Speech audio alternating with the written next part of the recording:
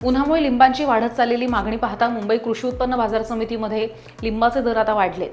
तमिळनाडू आणि आंध्र प्रदेशातनं एपीएमसीमध्ये लिंबांची आवक सध्या सुरू झाली आहे। सध्या लिंबांचे दर वाढलेत आणि 50 ते 60 रुपये डझननं ते विकले जात आहेत।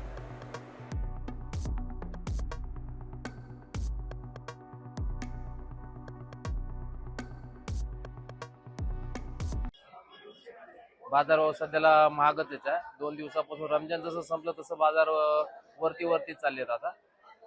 गिरायकाचं तर असं म्हणणं आहे की आहे त्या रेट मध्ये पण माल खपत नाही। कुठल्या राज्यातून येतात?